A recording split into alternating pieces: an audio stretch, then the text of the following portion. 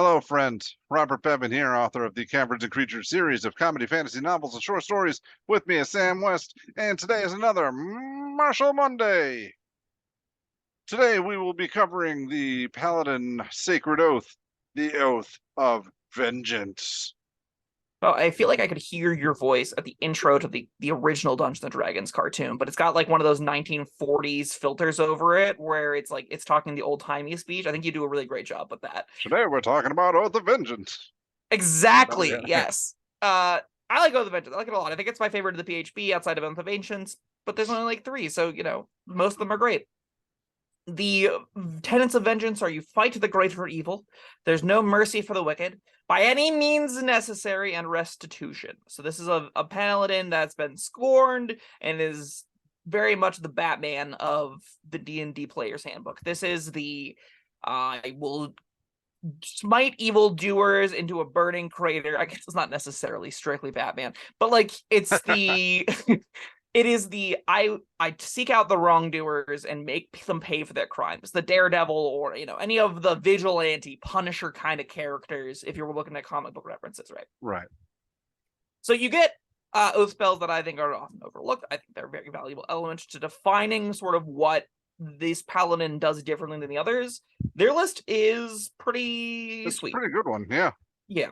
I don't love their first level stuff, but like the stuff they get after is excellent. So they start with Bane and Hunter's Mark, and I don't love Bane. I think that's quite bad. Hunter's Mark is interesting at least. It gives you like a bonus action way to empower attacking lots of times, which is a unique thing for this archetype. It really encourages like 2-weapon fighting and stuff, where you Hunter's Mark and then you and try and stack up as many hits as you can. It's not usually better than spiting, but it's a consideration at least. I think it fits thematically as well because you're saying I hate you in particular, and also, you know what? I don't hate Bane. I think it gets a bad rap only because it's constantly compared to Bless, but it's not terrible. Takes an action. Yeah. Okay. I think Bane's pretty awful. Anyway, we got a 5th level Hold Person and Misty Step, which are 2 excellent options. We talked about Misty Step with Oath of Ancients. Having a bonus action on a paladin just to get up in somebody's business is really good. It's really, you can just be like, I'd have to dash to get there. Not today. Misty Step, attack twice, and you just cleave something into the ground. It's incredible. And then Hold Person is a death sentence, as we talked about many times. You just in particular when we talked about Oath of Redemption. Yeah, this is an honest use of it. It really is. This is the one where like that man wronged me, and then they get paralyzed, and they are not a man anymore because they're a pile of dust. Then we've got at 9th level, you get a really important option, and that's Haste. Oh god, Haste is really good. It's very feast or famine, but if you want to attack at extra time and get +2 AC and double your speed, that does it.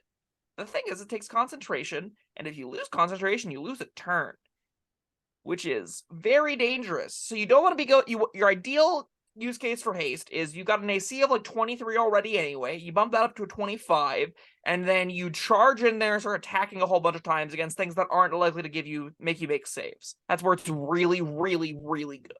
As long as you get like 3 rounds out of it, even if you drop a concentration after that, it'll be like roughly worth it anyway. So, use with caution, but it's pretty baller. And Protection Energy I'm not going to be using it with caution. I mean, I've taken the Oath of Vengeance. I will be casting Haste, charging right in there, tearing crap up, and I will suffer for it.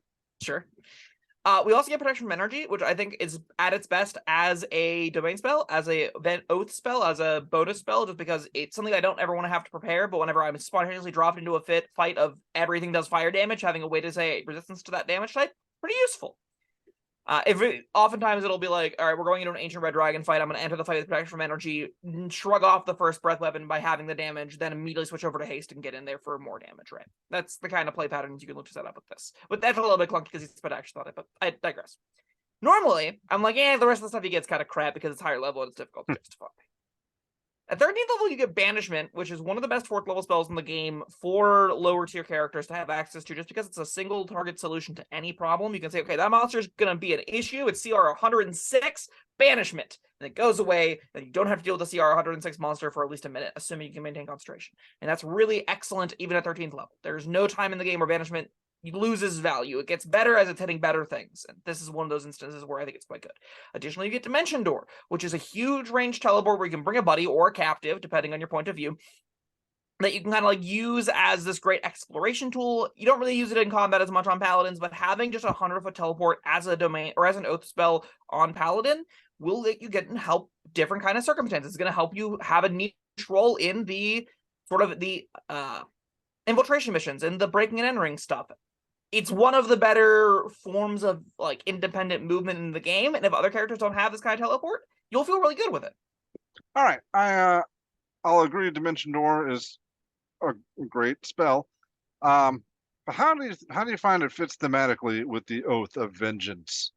You use it to get on top of the roof so you can throw your cloak over in the night and bask in the moonlight and look nice and edgy before leaping down upon your victim and stabbing them with a greatsword.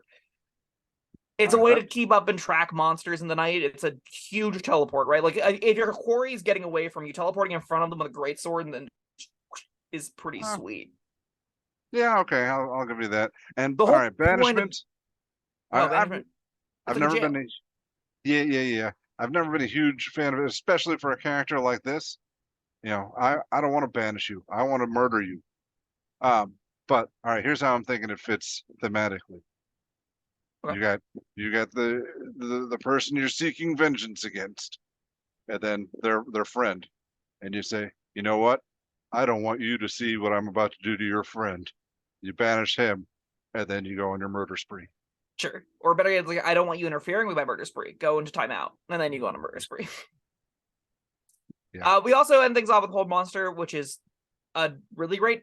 It's a great spell, even at 17th level. You're happy to have it on your sheet and scrying, which we can just entirely go past. We don't need to talk about it. Yeah.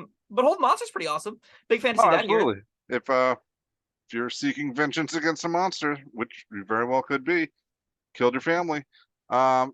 Now you got a way to hold them, and holding a Kraken is great. It'll either legendary resistance, and then you burn a legendary resistance for a Paladin spell, and that's a win. If you ever get a monster to spend a legendary resistance on a Paladin spell, you're in good shape. That or you have a chance to paralyze it, and if you ever paralyze it, it's gonna take some damage. Scrying. You said we don't need to talk about it, but skip it. Right. Yeah, just I'm trying. I'm trying to picture thematically. Like, I mean, I get it. You're hunting down your quarry, but this doesn't feel like something you're doing. This is something you're outsourcing because you're the bloodthirsty maniac. Like, I think the little mini game plays in nicely with it, right? Where it's like you've got a tuft of their hair or whatever. You have the knife that killed your wife or whatever that's got their fingerprints on it. That's fine. Here's a bloody tuft of hair. You give it to the mystic wizard or whatever. Yeah. Say, here, find this guy. Sure. I think it's fitting enough. I think it's thematically appropriate. It's a trash spell to get at 17th level, but sure. We can have some small amount of disagreement in how flavorfully fitting it is. We're on to the Channel Divinities. We've got 2 of them. Once per short rest, you can use either of these. You get Abjure Enemy. So as an action, you present the holy symbol and speak a prayer of denunciation. I know that word. I just don't know how at all it was spelled, and now I know. Denunciation. Using your Channel Divinity, choose one creature within 60 feet of you that you can see. The creature makes a Wiz save unless it is immune to being frightened. Beings not dead have disadvantage on the save. And then, on a failed save, the creature is frightened for a minute or until it takes any damage. When frightened, its speed is 0. On a successful save, this creature's speed is halved for 1 minute or until it takes damage. I really love that this will always do something, and something at least having something speed. It's a big boon to it. Now, is it worth your action? Probably not. But that's like, if you would consider holding a person and don't have second level spell slots to use, Abjure Enemy is like, okay, sure, fine. Don't move. It doesn't move. Hopefully. Or at least it's slowed, which is also relevant. Thoughts, feelings? Kind of the same thing I said about Banishment. Like, you stop. My business is with this guy.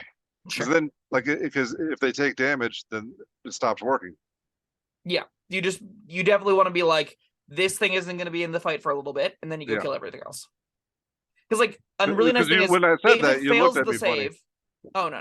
If it fails the save, it isn't remaking it until it takes damage, right? Like, it doesn't get any benefits to its speed whatsoever. It can't move, it's not going anywhere. It gets a little attack and stuff, but it's going to be frightened, can't attack, and speed is 0.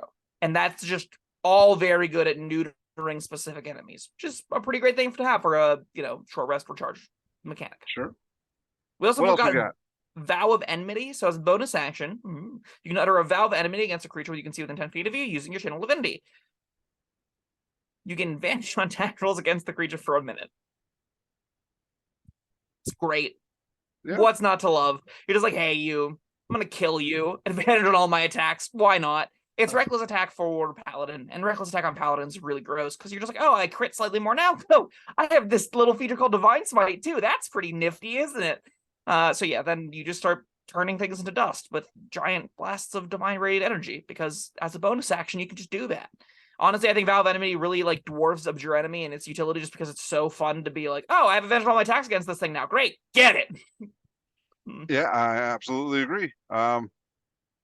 I feel like this character is already full of hate and enmity, so I don't know. I'm trying to picture what this actually does. Like I'm its envisioning soul. like you're on a mission to find your partner's murderer or whatever, and there's a annoying like goblin or ogre that gets in your way, and you turn towards them and go, my vow is to kill one other, but I can spare a shorter vow for you, and then you give a vow of enmity against it and you craterize it. I'm thinking it's just like PCP. I don't know. Sure. 7th level gives us Relentless Avatar. By 7th level, your supernatural focus helps you close off a foe's retreat. When you hit a creature with an opportunity attack, you move up to half your speed immediately after the attack is part of the same reaction. This movement doesn't provoke opportunity attacks. It's kind of a non-feature, honestly.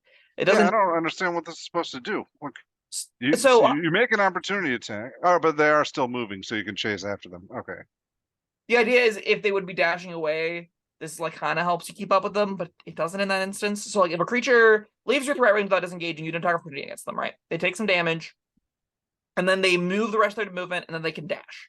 If that occurs, your half movement isn't particularly useful just because you're still at least a dash away from them. Yeah.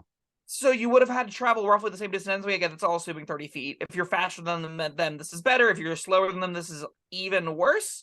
So I'm just kind of left in a spot where it's like, I don't particularly know what this is supposed to do. And it ultimately leaves me going, I guess you just forgo a 7th level feature?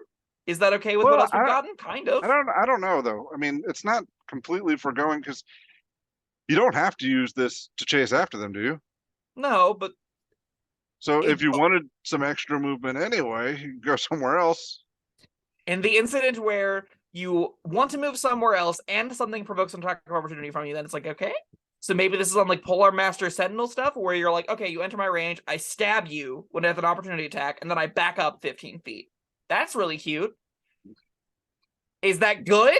It was stopped anyway. I guess this makes you not need Sentinel because you can just like it engages you, you stab it, then you move back 15 feet, and it's still out of range, and then you can be like, all right, keep doing that every turn.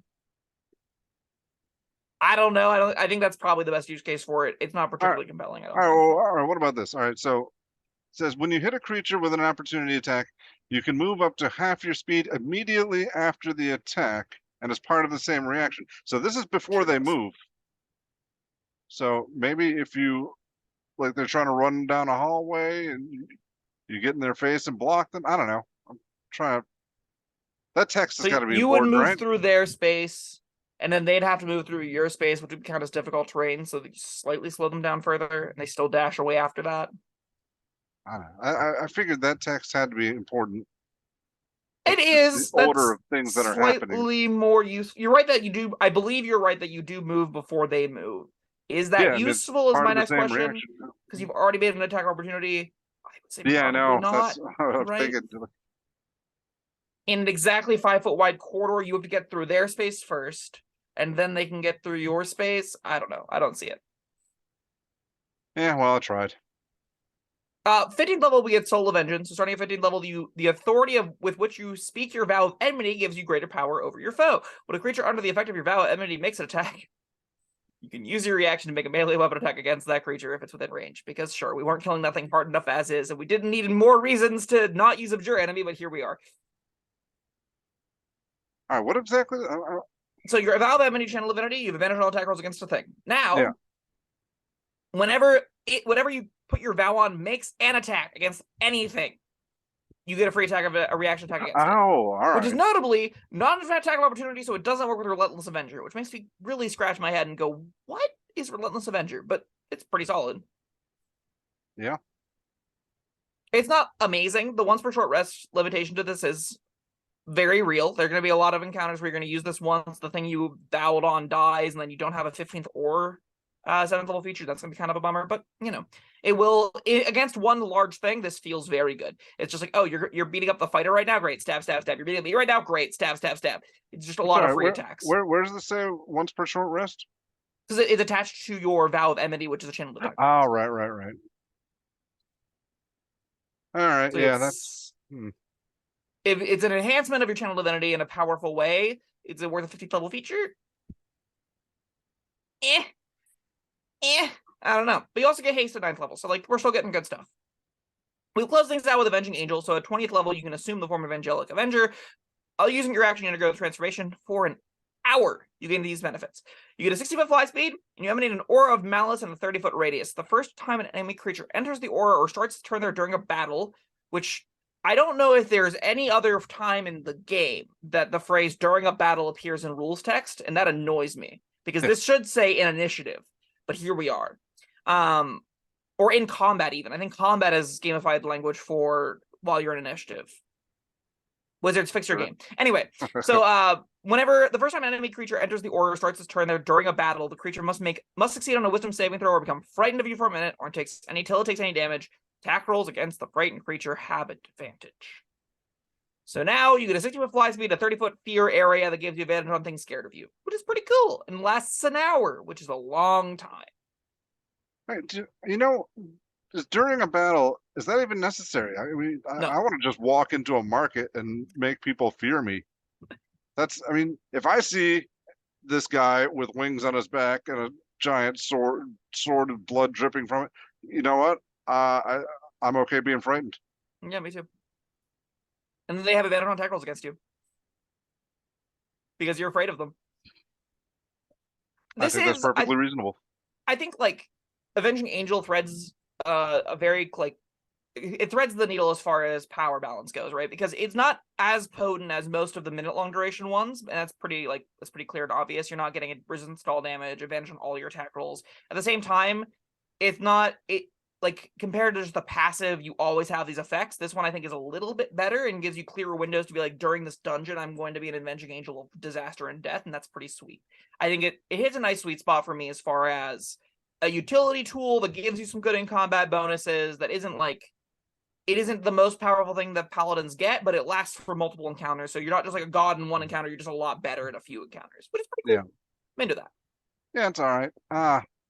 But we've got Relentless Avenger and Soul of Vengeance, which are kind of hamstrung.